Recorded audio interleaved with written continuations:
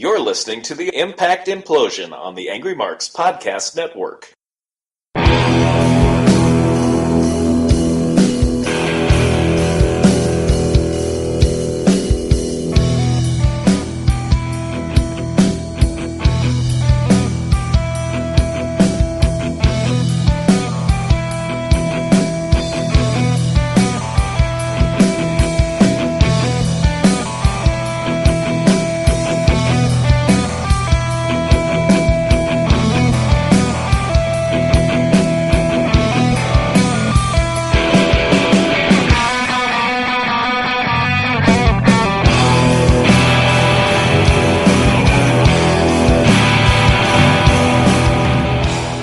It is November 16th, 2017. It is another episode of the Impact Implosion here on the AngryMarks Podcast Network. As always, I am Seth Drake, and on the other end is the sheer shuffle to my Veterans of War, Mr. Mike Poland. Oh, boy. The last time those two will be ever say again. Because more people got fired. Alicia Edwards is gone. Got released. Yep. Swoggle, both members of Veterans of War, Alicia Edwards, Shira, Dutch Mantel, all are no longer there on the alumni section. Alicia Edwards, the one who won knockdown to Shira, and then... Yep. Nothing. Then did a few matches, and then nothing. Yep, basically that was... So we will all have to miss the Shira Shuffle. Or not. Or not. No one's going to miss the Shira Shuffle.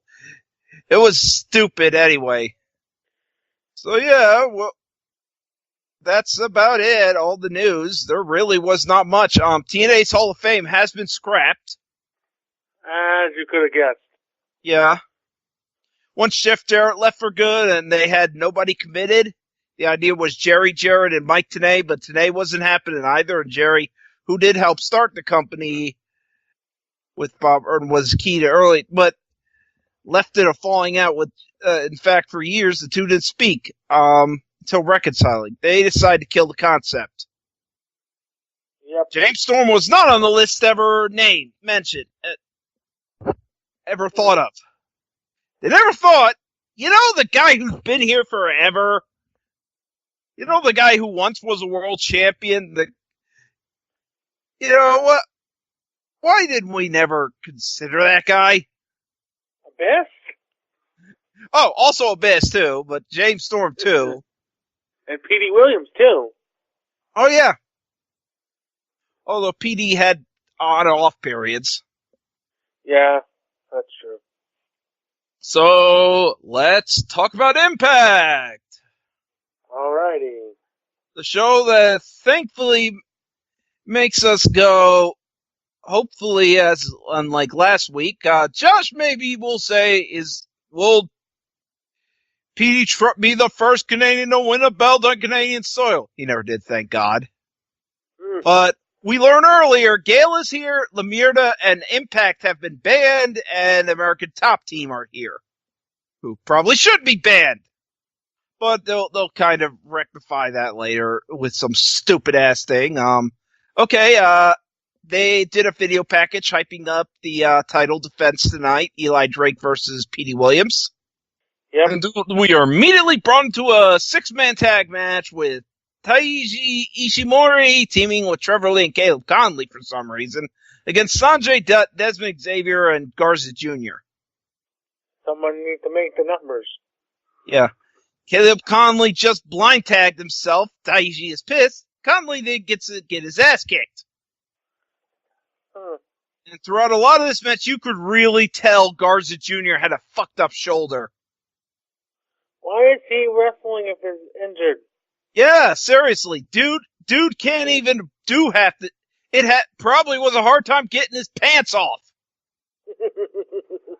But seriously, dude, it was just bad to watch, and you're like, yeah, is this, and you're really wondering if this dude's really injured, and you're like, yep, he is. He is, but they're the idiots, the brain people down in TNA decided, hey, let's let him work anyway. So anyway, once again, Ishimori is about to finish, I forget who. And then, Caleb Conley blind tags himself in again. And screws up, costs his team the match. Xavier hits the final flash. Face team wins, and they don't even go into Taiji being pissed off at his team members. Like, what the fuck? I had this. Twice. Then we had an OVE segment that basically just said that, there was going to be an OVE LAX match later tonight. And then we had probably the worst grand title match I've ever seen. EC3 and Falaba. Yeah. And Josh picked Falaba to win, and I was like, dude, I'll bet you. But if you lose, you quit Impact forever. And I knew he wasn't going to take that bet. 3 random dudes are judges. Falaba hasn't won a match, so why is he getting this shot? I don't know! Because they don't want to do Seidel yet. Yeah. So, for the first round, they did barely anything for 3 minutes. Yeah, fa-la-la-la, deck the halls with Impact Wrestling. Fa-la-la, fa-la-la-la, ba-la-ba-ba-ba-ba. Yeah. I'd like to deck somebody in Impact Wrestling. I'm not sure who. I would like to wonder who booked this. Who seriously booked this? Because then the first round bot won, if you could call it a round. It was bunches just standing still doing some move, but barely anything. Like a lot of taunting, just sitting around. Bot really cannot. I know some people think this guy has charisma. This is just bad. So in round 2, Carter avoids the charge in the corner and starts beating up Bala. And throughout this round, Bala is not able to recover. And the round ends as he's fighting out of a camel clutch. Yes, this is very slow and boring. Another 3 minutes wasted. EC3 wins the round. This should have been a quick-ass match, but somebody had the bright idea that, hey, let's put Bala, make him a little star. Even though he loses here, EC3 has to pin him with the ropes. This match. Like I said, the worst grand title match I've ever seen. And considering we had Damian Sandow as champion or Aaron Rex for a few weeks, this was bad. But then we had a 6-man tag match as LAX take on Sami Callihan and the Chris Brothers OVE. Yep. This was And as Conan's coming out, I'm wondering how they feel about Conan being named head writer of a new U.S. wrestling show. Some lucha show. Wonder how they feel. But this was pure chaos, and it was fun chaos. Yes. Homicide did a feud. Yeah, Homicide did a suicide dive. They had Homicide throw a chair at Sammy. So, I guess the ref didn't see this because this ain't a no DQ match. Mule kick, goes to the break. The men are making their way to the apron, returns. Homicide is trapped in the Ohio corner. He basically gets beat up for a little bit. Tag gets made, blind tag gets made to one of the brothers, because both of them came in. Well, either Ortiz or Santana, both of them came in and attacked. Started running wild. It was another moment of and Santana basically did a really nice, Homicide almost got the pin with an overhead suplex with a bridge. Sammy broke it up. Then we had some nice double team moves. Basically, there's one of the guys is hanging for a hanging neck breaker prepared for, and then the other guy, I think it's Ortiz, or Santana, walks on the guy who's about to get the neck breaker and splashes onto Sammy. Then Jake Chris gets the neck breaker. That was really fun. And then we had a kick tombstone spot by Jake Christ and Sammy Callahan, but it only got a 2 count. But LAX, the OVE went for their finisher, didn't get it. LAX hit their team move on Jake Christ and won. Really fun match, like I said. And Homicide threw a chair at Sammy Callahan for extra measure again. They were mad. I really could like these two teams. That was fun. But then next, here comes Dan Lambert. And he basically says, I told you so. I exposed pro wrestling and pro wrestlers for the frauds they are. And I'm like, no, you didn't. You all opened the door and walked into the cage. The United States government couldn't do that. You didn't do it either. Yeah. Trust me, we've tried. We wanted to expose this company. Not all of pro wrestling, but this company. He basically explained why they're still here, because even though they had a deal promising Lashley's release, and Lashley Franklin upheld his end of the deal, but Impact reneged on the deal. So he's giving him one more chance. I had a lawyer draw up this paperwork for Franklin. Get one of your guys down here to sign it. But, of course, Moose comes out. And by the way, he said, why do you think Anthem's no longer in the USA and in freaking display hellhole? And I'm like, money? Money, definition of desperate? Yes. So, anyway. Moose comes in, I'm counting down the sneak attack. And Moose even goes worse to say, it seems you had your boys, it took 6 stands, boys, to take down one Moose, and you're an idiot for giving your boys the night off. And I'm like, you didn't see earlier, his boys are here. You're an idiot. He never said he gave them the night off also. So he goes in there to attack Lambert, but Franklin and American Top Team beat up Moose. They do what they do best. But here comes James Storm. But before that, I gotta say that Moose has been made to look like a complete dunderhead throughout this entire feud. Yes. Yes. Yes. He's been made to look like a complete moron. The booking of Moose and GFW Impact, whatever you want to call it, has been awful. I know. So here comes James Storm. Last call kick to Franklin. Basically takes out all the other guys. Storm's about to touch Lambert, but one of the other guys, the GM who had his neck brace, slaps James Storm saying, you don't touch our guy. So James Storm breaks a bottle over his head. James Storm cuts a lengthy promo about his career, pro wrestling. His mama taught him something. His mom taught him to work his ass off and make those haters want a job.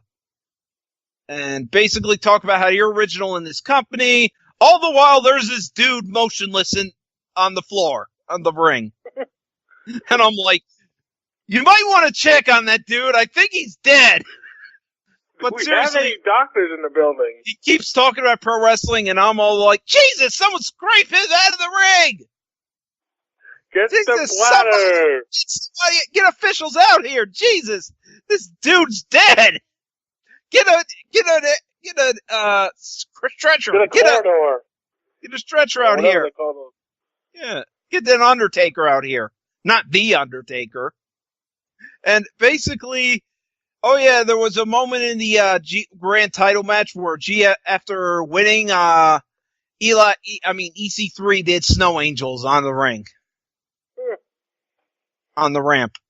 So, anyway, James Storm basically cuts his great promo, but it's undone by the fact that there's a dude who may be dead Then we get the time. And you don't even have the comp team guys going in there and scraping him up either. No, they're like, fuck this. There's your guy is laying. Your general manager is out cold. Yeah, I think the guy. Yeah, pick him up. He is already a neck brace. He's already injured. He's probably dead. He ain't moving. He's probably dead or paralyzed. But no, he's fine. After the Pluto TV rewind with Chris Rock. Because Chris Rock was here. He was here one time. They're taking this guy to the back they're hobbling this guy down, and I'm like, geez, I thought he took worse. It looked like he took worse out there. And here comes KM for some reason. Yeah, KM's like, dude, I want to be a part of American Top Team. He's like, get out. Going to the rest of the circus people like, Franklin, come on, man, you know me. And he's like, prove it. So they leave that. Then Eli Drake gets an interview. KM is a bad promo, by the way. Oh, of course he is. And then Eli Drake cuts a promo. He says that, if you can last 3 minutes with me, you'll be a Canadian hero, Petey Williams. But you will never beat me. You will never have the Kavorka of me, or all that. You just don't have what it takes to beat me or become champion here. Also, we find Allie finding Gail Kim backstage, telling her it meant a lot to share the ring at BFG, and they hug. So here we go. We get a nice music video for Gail Kim, which probably should have been used a lot earlier to hype up her retirement and her last match, but the impact on an impact. So here comes Gail Kim. And you know what's coming. Allie's coming, and Gail Kim basically talks about all these women, talks about no one on the current roster. Talked about Trish Stratus, Lita, Molly Holly, Awesome Kong, and Taryn Terrell. The woman she bitch-slapped to a concussion. In kayfabe. But tonight, she's relinquishing her title, and she is excited to see what's next for Allie and all the knockouts. She thanks Impact and the fans who give her a "you deserve it." Although she seems too excited about all of it to see in the future, but not enough to put someone over on the way out. So, don't let the door hit you on the way out, Gail. And we'll find out what happens with the knockout title next week, they said. Then this confusing segment, Joseph Park arrives to catering and sits down. Everyone moves except one person who I thought was gone, Grado. And Park says, I am the Monster Abyss. I know. So basically, he gives Grado he says, you will never see Abyss again. I'm sorry for all of this. And here's your visa back. Seriously, making the Ball segment completely fucking pointless. And all the build to it. Yes, and all the build to it, the fucking terrible match we got. And then a Mountie shows up. Not the Mountie. Darn it. Not the Mountie, sorry. But a Mountie shows up, asking for Grado. He says, dude, this visa says you're okay in the U.S., but you're not okay in Canada, so you're getting deported. And he's like, dude, I'm sorry, I can't do it. Park's like, sorry, I can't do anything. Oh. As Grado gets deported. Yeah. And as JB's in the ring, here comes Jimmy Jacobs, who actually stays this time for commentary. And they take another Eli and Petey. Yep, of Eli Drake and Petey Williams. Then this match was fun. This was really good. Yeah. Petey, it was all Petey basically beats up on Eli for a while. But Eli gets control. Then Petey isn't get. And second half, Petey ain't getting any off it. Second period, Adonis helps, but Petey comes back, trying for a destroyer a couple times, but Drake is able to block it each time. But Petey then decides, oh, you're going to block that. I'll hit you as a sharpshooter. And for a while, Eli looks like he is going to give up. And even at one moment, he grabs his arm. Petey grabs his arm to not go to the ropes. But in the end, he went to the ropes, got to the ropes to break the hold. Mm-hmm. So after that, Williams hit a Hurricane DDT off the top rope. Preemptively then dives on Adonis to take him out of the equation. Then springboards back into the ring. Drake catches him time, plans for a gravy train, but Petey fights out and hits a Canadian Destroyer. A move they said no one's ever kicked out of. 1, 2, Drake kicks out. Mm-hmm. Oh, man. So then, Petey goes for another, but Eli Drake hits a modified Kill the Hunt, or basically a reverse tombstone pile driver, cradle. But 1, 2, kick out by Petey. This match is still going on. The fans think this is awesome. Then but the champ goes to the gravy train. Petey rolls him up, but the champ kicks out again. Williams goes for another Canadian Destroyer, but this time Drake catches him and hits the gravy train to deliver the 1, 2, 3. Eli Drake has retained the title. Petey is despondent. Eli Drake is happy as all hell. Great match. Great main event. I give this show a B. It's a B. Yeah, it's a decent show. It was a good show. I wouldn't say it was a good show. Good main event, good 6-man tag. Okay opener.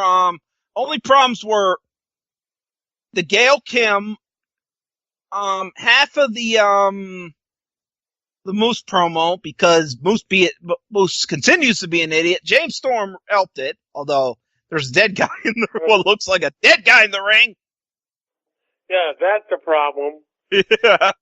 Don't pay attention to the guy in the ring that got laid out. Yeah, ignore him, who's not moving at all, who's got a neck brace. Don't go to commercial and try to get that guy out of the ring first. Yeah, nope. He'll be fine, and he'll find out he's fine in the back later. Ignore him. Focus on James Storm, although James Storm cuts a good promo. And Yep. we're really gonna miss him when he leaves, because I hate to tell you by tapings, but he's already left the company. Yep. His contract was up. Also, the freaking main event. God damn. The other problems. The Gail Kim. Because she should have put someone over on the way out. Yeah, she should have. And the Joseph Park Grado thing made no fucking sense. Here's your visa back. Oh, wait. Oh, yeah. Yeah. Yeah, basically completing an entire match to be pointless. Making the entire match completely pointless. Mm-hmm. At least Petey got a good match. At least, and Eli Drake is definitely getting really good at what he's doing. Yes, he is. So, there's that, you have anything to sell? I do not. And I do not either. There will be no Impact Implosion next week. There will be a we will show up the Golden Turducken, which is the Angry Marks podcast's worst of the year highlight reel. Yep. And there's some good stuff this year, some good bad stuff. Yeah, there's some really bad stuff this year. I almost considered inducting Karen Jarrett, but then I realized, oh yeah, she wasn't there she isn't there still. It's ended. It wouldn't have a chance anyways. She's gone. Moose is booking. We have Joseph Park and Grado. Oh, yeah, the Grado thing, yeah. So, so with that being said, Miley, we are heading to bed. Good night, everybody.